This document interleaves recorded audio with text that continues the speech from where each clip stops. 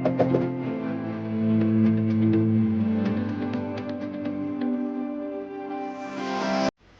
Everyone, मैं हूँ रेखा, आपके फिज़िक्स मेंटोर। हम यहाँ कर रहे हैं क्लास 11 फिज़िक्स का chapter number 1 unit and measurement. हमने अपने प्रीवियस क्लासेस में सभी चैप्टर नंबर 1 के टॉपिक्स कंप्लीट कर लिए हैं, और अगर आपको वो टॉपिक क्लियर करने हैं अपने, तो आप मेरी प्रीवियस वीडियो में जाकर उन्हें देख सकते हैं और वहाँ से वो टॉपिक क्लियर कर सकते हैं।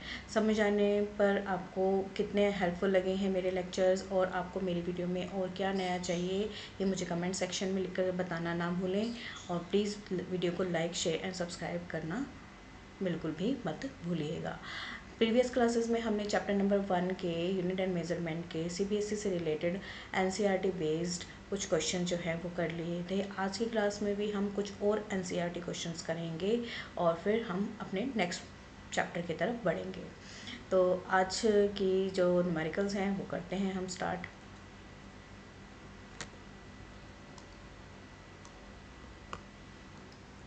स्टूडेंट देखिए, ये है हमारा आज का क्वेश्चन। एनसीईआरटी का सबसे इम्पॉर्टेंट क्वेश्चन है, और ये question related to conversion of one system of unit into another system of unit से रिलेटेड है।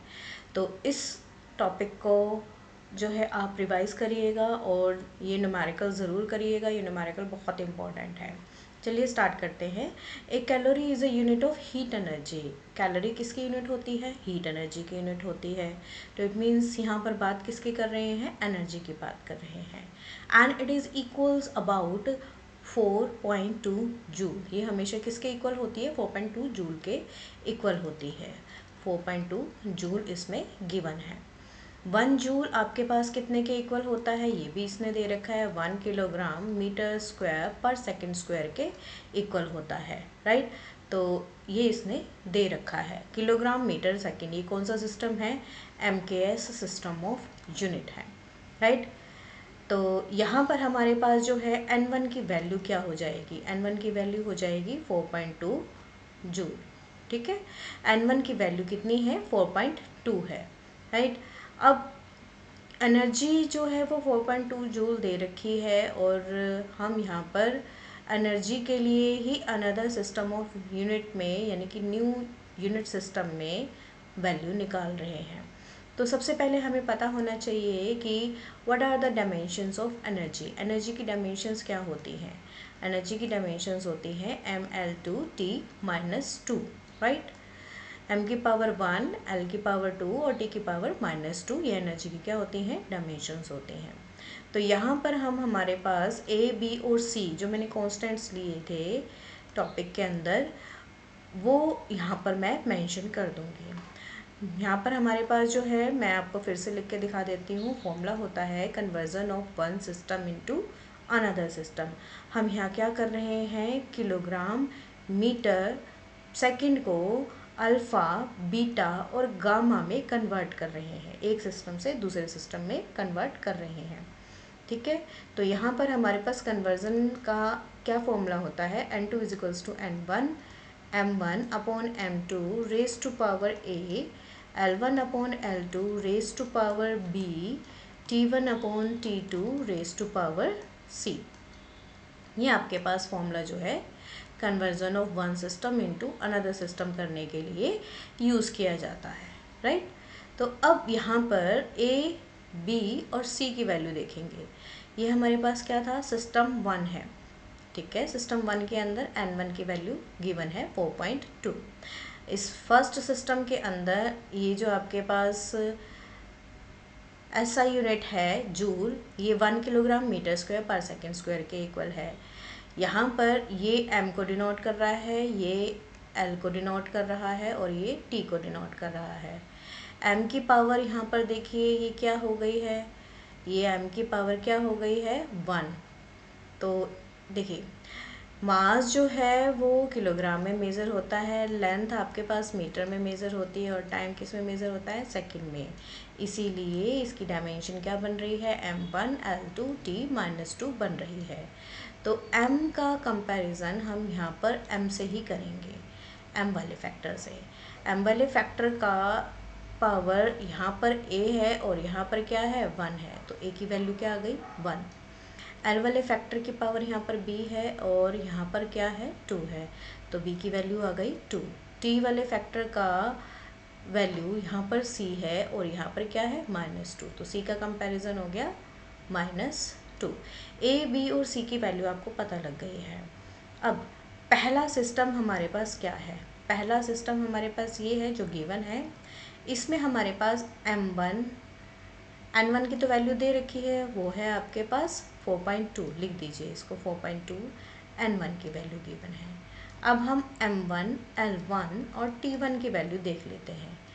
देखिए m1 आपको ये दिखा रखा, l1 ये रहा और t1 ये रहा, लिख दीजिए 1 किलोग्राम 1 मीटर और 1 सेकेंड। ठीक है, m1 की वैल्यू किलोग्राम है, l1 की वैल्यू मीटर है और t1 की वैल्यू क्या है सेकेंड है। पावर को तो हमने लिख ही लिया है। अब अनदर सिस्टम जो है हमारे पास जिसमें हम कन्वर्ट कर रहे हैं, यानी कि जो न्यू सिस्टम है उसमें हम कन्वर्ट करेंगे, तो n2 हमारे पास नहीं पता, ये n2 हमें जो है वो निकालना है नए सिस्टम में कन्वर्ट करने के लिए। ठीक है, तो क्वेश्चन मार्क करते हैं कि हमें नहीं पता n2 क्या होगा। m2 l2 और t2 सेकंड जो सिस्टम है उसमें मास लेंथ और टाइम क्या है, यहाँ पर दे रखा है कि जो नया सिस्टम बनेगा वो अल्फ़ा में होगा, बीटा में होगा और गामा में होगा। पावर तो हमें नहीं पता, हमें निकालनी है, निकालने के बाद हम ये बताएंगे कि ये इतना आता है या नहीं आता है। चलिए m2 l2 और t2 ये हो गया अल्फ़ा, बीटा और gamma, right. Alpha kg kilogram में ही रहेगी, इसमें ये तो नहीं दिखाया कि किलोग्राम से किसी और में कन्वर्ट हो रही है, तो हम यहाँ करेंगे किलोग्राम और ये होगा मीटर में और ये किस में होगा सेकंड में। अभी जो फॉर्मूला है आपका, इस फॉर्मूले को आप यूज़ कर दीजिए, ये सारी वैल्यूज़ उठाकर यहाँ रख दीजिए। ये हमें मिलेगा n2 इज़ टू n1 4.2 है, m1 आपके पास क्या है 1 kg, m2 आपके पास है अल्फ़ा kg और इनकी पावर क्या है a क्या है 1, l1 1 मीटर है, l2 आपके पास बीटा मीटर है और इसकी पावर b क्या है 2। नेक्स्ट हमारे पास क्या है 1 सेकेंड और t1 की वैल्यू 1 सेकेंड है, t2 की वैल्यू क्या है गामा सेकेंड है और इसकी पावर कितनी है c दैट इज़ -2। ठीक है, किलोग्राम से किलोग्राम कैंसिल कर दीजिए, मीटर से मीटर, सेकंड से सेकंड कैंसिल कर दीजिए। यहाँ हमारे पास मिल जाएगा n2 is to 4.2, n2 is to 4.2 और ये हमारे पास क्या हो जाएगा 1/अल्फ़ा रेज़ टू पावर -1। यहाँ पर क्या बनेगा 1/बीटा रेज़ टू पावर 2 और 1/गामा रेज़ टू पावर -2, राइट। तो ये हो गया हमारे पास 4.2। ये अल्फ़ा आपके पास ऊपर भी -1 देगा जब इसकी होल पावर -1 है, इसको ऐसा लिख सकते हैं 1 की पावर -1 और अल्फ़ा की पावर -1 ऐसे लिख सकते हैं। ठीक है, मैं इस तरीके से दिखा देती हूँ ताकि कन्फ्यूज़न ना रहे। 1 की पावर 2 और नीचे बीटा की पावर को क्या लिख सकते हैं 2। ठीक है, और फिर हमारे पास यहाँ पर गामा की बारी आती है, 1 की पावर -2 अपॉन गामा की पावर -2, ये दिखा दिया। तो ये हो गया 4.2। अब देखिए 1 की पावर -1 हो या कुछ भी हो, 1 तो 1 ही रहता है, तो ये रहेगा 1 रहेगा। 1 अपॉन में अल्फ़ा की पावर -1 है, अगर अल्फ़ा की पावर -1 नीचे है, ऊपर जाने के बाद क्या हो जाएगी अल्फ़ा की पावर +1। एक सेकेंड, यहाँ पर +1 है बच्चे, यहाँ पर +1 है, गलत नहीं होना चाहिए, ये +1 है सारी पावर। ठीक है, तो 1 का तो कोई इफेक्ट नहीं पड़ा, 1 की पावर कुछ भी हो 1 ही रहेगा, अपॉन अल्फ़ा की पावर +1 ऊपर है तो सॉरी +1 क्या है नीचे डिनोमिनेटर में है, ऊपर जाने के बाद क्या हो जाएगी -1 हो जाएगी। तो ये हो जाएगी अल्फ़ा की पावर -1, अल्फ़ा की पावर -1 करेंगे इसको, ठीक है। उसके बाद फिर हमारे पास यहाँ पर देखिए बच्चों 1 की पावर 2 है, 1 की पावर 2 है, 1 की पावर 2 का मतलब क्या हो गया 1 अपॉन बीटा की पावर 2, बीटा की पावर 2 नीचे की बजाय जब हम ऊपर लेके जाएंगे तो ये पावर प्लस से किस में हो जाएगी, माइनस में।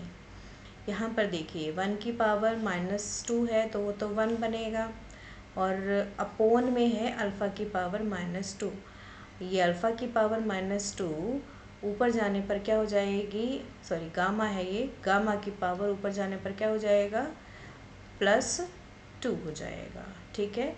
अब ज़रा मैच करिए, आपके पास क्वेश्चन में जो न्यू सिस्टम ऑफ यूनिट था वो यही था, यस बिल्कुल यही है। तो आपने इसको कन्वर्ट कर दिया है न्यू सिस्टम ऑफ यूनिट के अंदर, which is 4.2 alpha raise to power -1, beta की पावर -2 एंड गामा की पावर +2 हैज़ प्रूव्ड। ये आपने इसको शो कर दिया है, प्रूव करके दिखा दिया है, राइट। तो स्टूडेंट ये सबसे इम्पॉर्टेंट क्वेश्चन है एनसीईआरटी एक्सरसाइज का, और ज़्यादातर ये फाइनल एग्ज़ाम में पूछे जाने वाला क्वेश्चन है, इसको प्लीज़ ध्यान से करिएगा, ये इम्पॉर्टेंट क्वेश्चन में से कंसिडर होता है। अब हम करेंगे अपना next example, next NCERT question. So student, this is another famous question of NCERT, which is very important from the exam point of view. The question is, a famous relation in physics relates moving mass m to the rest mass m naught of a particle in terms of its speed v and the speed of light c. This relation first arose as a consequence of special relativity almost correctly, but forgot where to put the constant c. This is the relation. Guess where to put the missing c. Now, समझिए इस question को ध्यान से। Question में क्या given है, question में given है कि एक फेमस रिलेशन हमारे पास जो है, बड़ा फेमस रिलेशन है वैसे, this is theory of relativity relation.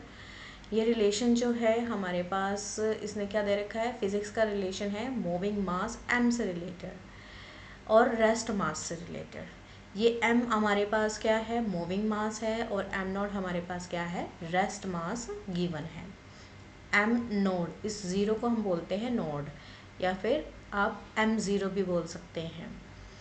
सो यहाँ पर हमारे पास बोल रखा है कि पार्टिकल जो है वो v वेलोसिटी से या v स्पीड से जो है वो मूव कर रहा है।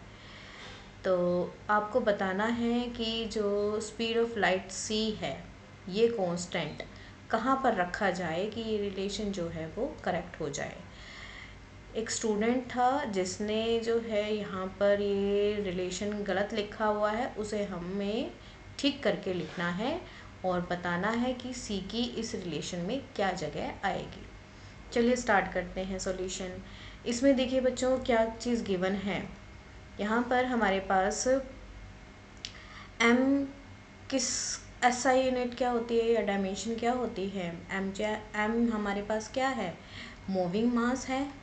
मूविंग मास है तो मूविंग मास की जो प्रेजेंटेशन है यहाँ पर m से की गई है, और ये m किस में होता है, मास जो है वो कैपिटल M से लिखा जाता है डायमेंशन की फॉर्म में, और मेज़र होता है किलोग्राम में। यानी कि जो ये लेफ़्ट हैंड साइड में हमारे पास इस रिलेशन के पॉइंट गिवन है, चीज़ गिवन है, टर्म गिवन है, दैट इज़ मास। ये मास जो है वो आपके पास किलोग्राम में मेज़र हो रहा है। लेफ्ट हैंड साइड की जो यूनिट है वो किलोग्राम की है, डायमेंशन m है।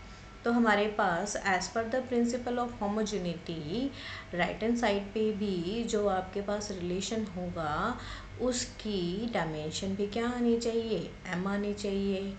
तो यहाँ पर हमारे पास राइट हैंड साइड में भी डायमेंशन क्या होनी चाहिए, मास होनी चाहिए। और वो कैसे पॉसिबल है, वो पॉसिबल है अगर ये जो नीचे वाला फैक्टर है वो किसी भी तरीके से ज़ीरो कर दिया जाए, डायमेंशन लेस कर दिया जाए, या फिर ये पूरा फैक्टर जो है हमारे पास इग्नोर हो जाए, किसी भी तरीके से नेगलेक्ट हो जाए। कैसे हो सकता है पॉसिबल? देखिए एम नोट जो है वो किलोग्राम में मेज़र होगा, तो इसका मतलब एम नोट को तो रखना होगा। सिर्फ यहाँ पर जो है हम कोई चेंज कर सकते हैं, यहाँ पर चेंज कर सकते हैं। हमें पुट क्या करना है, हमें सी की जगह बनानी है इस रिलेशन के अंदर। सी की जगह बनाने के लिए अगर हम सी को प्लस करके देखें तो हमारे पास रिलेशन में 1 बचेगा। अगर हम सी को माइनस करके देखें तो भी हमारे पास 1 बचेगा। तो यहाँ पर हमारे पास जो है 1 की पावर 1/2 बचेगा, यानी कि रूट का फैक्टर जो है नीचे बच जाएगा किसी भी तरीके से। तो अगर मैं इस पूरे फैक्टर को देखूं तो प्लस माइनस करने से ये सॉल्व नहीं होगा, प्लस माइनस करने से ये सॉल्व नहीं हो रहा। प्लस माइनस करने से सॉल्व नहीं हो रहा तो फिर हम क्या कर सकते हैं, हम इसको डिवाइड कर सकते हैं। डिवाइड करेंगे तो कैसे करेंगे, देखिए 1 माइनस का v स्क्वायर पूरे का अगर हम करते हैं तो 1 में से इस v की वैल्यू कुछ सब्ट्रैक्ट होके आपके पास आएगी जो कि डिफरेंट होगी। फ्रैक्शन पार्ट आ सकता है हमारे पास, कांस्टेंट आ सकता है जिसके यहाँ पर कोई भी वैल्यू गिवन नहीं है, तो ये भी नहीं हो सकता। हम क्या कर सकते हैं, हम कर सकते हैं अगर हम v स्क्वायर को c या c के स्क्वायर से अगर हम डिवाइड कर दें तो हमारे पास देखिए v क्या होता है, मीटर पर सेकंड होती है। इसको देखते हैं, मीटर पर सेकंड होता है, उसका स्क्वायर करेंगे डिवाइडेड बाय c क्या है, यहाँ पर स्पीड ऑफ लाइट है, उसने पहले ही बोल दिया c क्या है, स्पीड ऑफ लाइट है। इसकी यूनिट भी क्या होती है, मीटर पर सेकंड होती है। इसका स्क्वायर करेंगे तो ये दोनों ऊपर और नीचे के फैक्टर कैंसिल आउट हो जाएंगे। 1 माइनस 1 विल मेक इट 0 और यू कैन से नीचे वाला जो फैक्टर है वो आपके पास डायमेंशन लेस हो जाएगा। नीचे वाला फैक्टर जैसे ही डायमेंशन लेस होगा तो सिर्फ आपके पास यहाँ पर डायमेंशन किसके लिए बचेगी, ऊपर वाले पार्ट के लिए बचेगी। तो इसका मतलब क्या है कि हमारे पास यहाँ पर एम नोड की ही डायमेंशन बचेगी और नीचे वाला पार्ट क्या बन जाएगा, डायमेंशन लेस बन जाएगा, राइट। तो लेफ्ट हैंड साइड किसके इक्वल हो जाएगी, राइट हैंड साइड के इक्वल हो जाएगी। यहाँ पर ये मैंने पूरा एक्सप्लेन कर दिया है, मैं इसको यहाँ पर ठीक तरीके से लिख देती हूँ। यहाँ पर लिखना पड़ेगा आपको, according to principle of homogeneity, principle of homogeneity, left hand side dimensions must be equals to right hand side dimensions must be equals to right hand side dimensions, right hand side की dimensions के बराबर होनी चाहिए। तो बराबर करने के लिए क्या कर रहे हैं हम, टू मेक इट, यहाँ पे लिखेंगे to make the denominator, denominator है ना जिसको हम डायमेंशनलेस बना रहे हैं, to make the denominator dimensionless,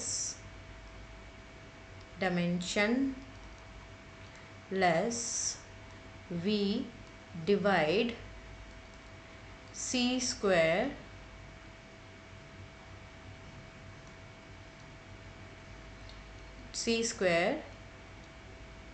with V square. C square को डिवाइड करेंगे वी स्क्वायर से, सो दैट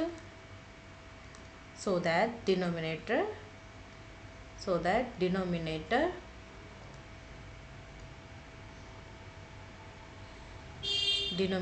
आना चाहिए। यहाँ पर ये वर्ड गलत हो गया, मैंने इसकी स्पेलिंग गलत लिख दी है, डिनोमिनेटर है यहाँ पर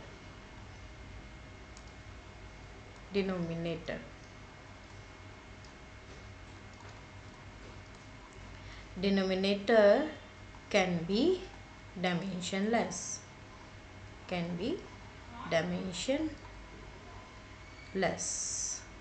so correct formula is,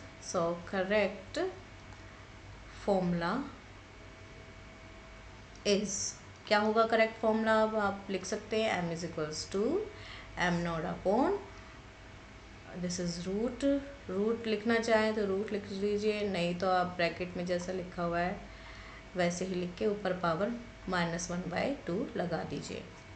1 minus V square upon C square raise to power 1/2। ध्यान रखिएगा ये सी स्क्वायर वी के डिवाइड में है, ना कि कंप्लीट फैक्टर के है, राइट। तो that is how you can put the value of missing C here and it will form the correct formula. इसे हम बोलते हैं theory of relativity, theory of relativity, right? So that's how you can solve the questions related to dimensions। ये question जो है आपका dimension से related हो गया है, ठीक है। ये बहुत ही इम्पोर्टेंट क्वेश्चन है आपका और ये सबसे ज़्यादा पूछा जाता है। मैंने यहाँ पर इम्पोर्टेंट भी लिख दिया आप लोगों के लिए। तो स्टूडेंट आज के वीडियो में इतना ही, हम मिलते हैं अपनी नेक्स्ट क्लास में नेक्स्ट टॉपिक के साथ। Thank you so much.